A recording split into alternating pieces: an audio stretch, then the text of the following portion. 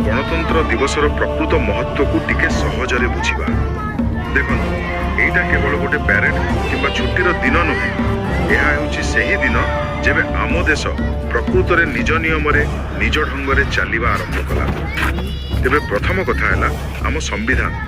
जानिछंती यह खाली गोटे नियम बही नुहे, यह हेउछि आम देशर आत्मा।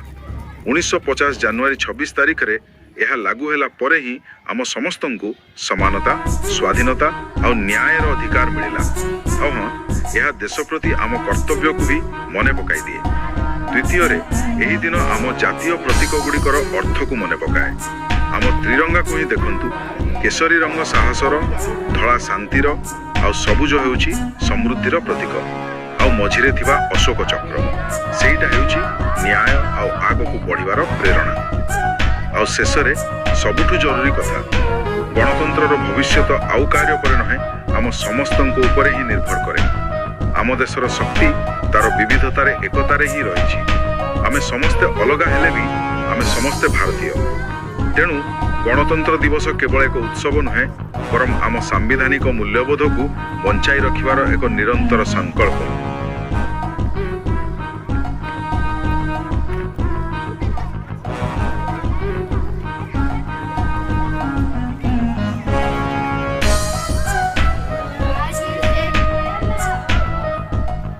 आसंतु भारतर गणतंत्र दिवस विषय रे एक संक्षिप्त आलोचना करिबा।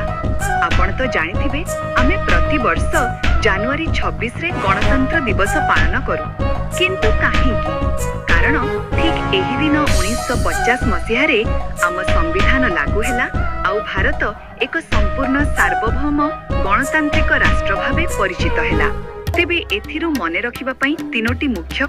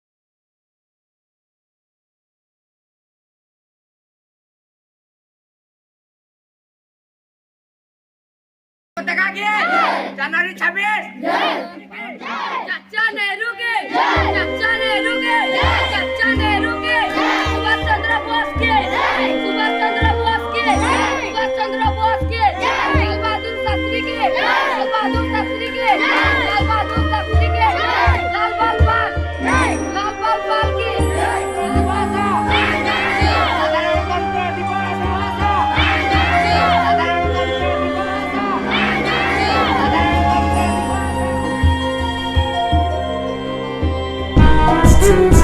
आस आज गणतंत्र दिवस विषय किछि जानिबा। प्रेस्क्रिप्शन लिंक रे जाई परीक्षा दियंतु। प्रेस्क्रिप्शन लिंक रे जाई परीक्षा दियंतु।